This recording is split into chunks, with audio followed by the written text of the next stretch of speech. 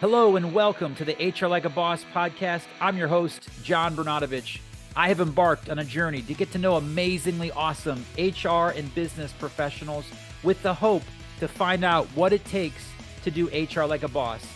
If you enjoy the show, please make sure that you subscribe and hit that 5-star rating. Welcome back again to another episode of the HR Like a Boss podcast. I'm your host, John Bernatovich.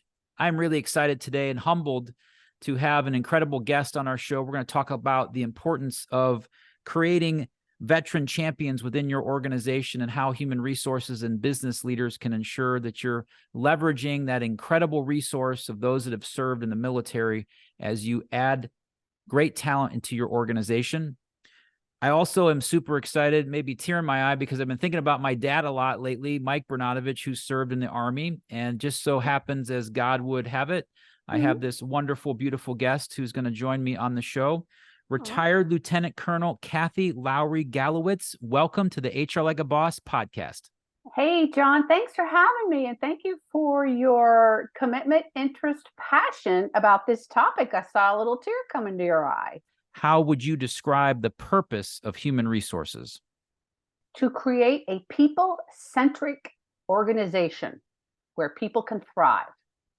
I love that. And my guess is you probably have a little bit of bias that some of those people have some level of veteran experience back behind them to create that diversity level and supporting them in that regard based upon your passion. Well, absolutely. Hiring veterans is certainly a very important part of diversity, equity, inclusion, and belonging. And that in many ways might be the place from which an internal process starts. But my particular bias is that it's really a talent attraction strategy more than a diversity, equity, and inclusion initiative. Because generally speaking, when military veterans are hired, everybody wins. The company is stronger because veterans are more productive, they're loyal. Lots of research is suggesting and showing that veteran hiring done well really does indeed strengthen the civilian workforce. And research shows that veterans will stay longer if there's a good job match. That veterans will just be more productive and help the organization all the way around. And so, yes, it's very much in the company's best interest to have a veteran talent attraction and retention strategy, whether it starts from HR, talent acquisition, or DE&I. So you talk about this idea of hiring veterans, this concept of a veteran champion. Tell me what the crib notes, the idea in your book, and that you're trying to get out to the world when it comes to serving and providing great talent for organizations as you consider veterans in that strategy. Well, employer veteran champions understand military culture. They use military skills translators. They understand the importance of distinguishing the company as veteran friendly through their external messaging, be it through social media, be it on your website, be it involvement in veteran community causes and showing up generally in your local community to put your money where your mouth is, so to speak, and really supporting those veterans. Employer veteran champions, as mentioned earlier, really stand to gain by strengthening their workforce. And as you implement best practices for hiring and retaining veterans, you also greatly improve the quality of life of those veterans that you hire. And by the way, their families. So at the end of the day, in our employee-centric labor marketplace, it's really in employers' best interest to get out and get engaged in connecting with veteran talent, understanding how to onboard and retain veteran talent in ways that will strengthen their workforce, because the competition for any labor is pretty steep right now, but it's the competition is getting more and more fierce for veteran talent because the business case is very well understood across the nation. John, about a decade or so ago, 2011, or, even longer than a decade ago, veteran unemployment was double digits. Now it's consistently lower than civilian unemployment in single digits.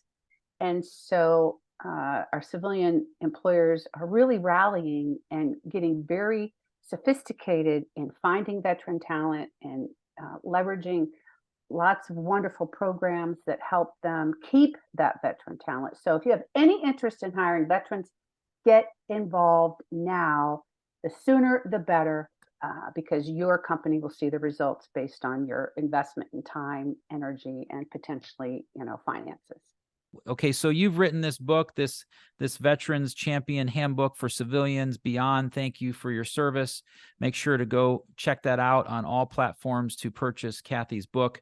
I am curious. Okay, so let's get into the practicality of this. When I wrote my book, HR Like a Boss, I got a really keen piece of advice from an HR executive that said HR professionals love how-tos. They want a recipe book, suggestions on, okay, you want me to go do this thing, adding veterans to my strategy for talent acquisition.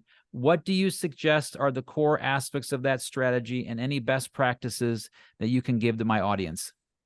Love that question. Thank you. But first of all, I want to say congratulations to you for publishing your book. Everybody, hope you'll get HR Like a Boss while you're getting my book on Amazon. There'll be a good companion how-to guides, right?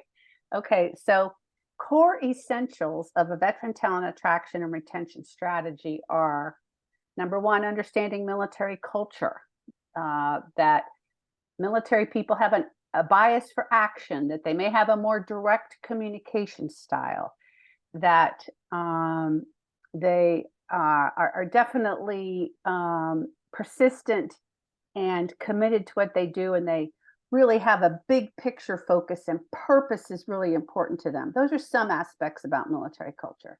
Other things, when you're interviewing a veteran, be sensitive to and understand sort of maybe their behaviors that might be a little different. Maybe their stiff posture, or their yes ma'am or no sir, style of speech. Meet them more than halfway. Help them to feel comfortable. Use military skills translators. Absolutely critical. ONET is the one that I love the best. Go in there and put in the civilian job and find out what military jobs meet the requirements for your civilian job, or do it the other way. Military skills translators help you prepare for the interview. Onboarding is absolutely critical. Pairing your new hire with a veteran and a civilian mentor or sponsor is really effective and helpful. Engaging that new hire in a veteran voice committee, just a committee that kind of organizes the veterans that are on your team, or if you have a veteran employee resource group or BRG affinity group, get them involved with that. Offering informal or formal mentoring is important. Career pathways, of course, are always very much appreciated. And feedback. Please be willing and prompt about offering feedback that is constructive to helping that veteran excel in the workforce. Research says that about 55% of Iraq and Afghanistan veterans feel disconnected from mainstream America. And so when they step foot into corporate America and or small business America or middle business America, you can expect that veteran feels really out of place and, maybe even distrusting. So if you go out of your way to develop trusting relationships, get to know them as people, do what you say you're going to do, that will go a really long way. How would you describe someone that does HR like a boss? Ooh, I love it. A servant leader heart with clear boundaries, who helps people succeed. I love it. All right. Well, you said I can do any small thing anyone can do any small thing to give back and support our veterans.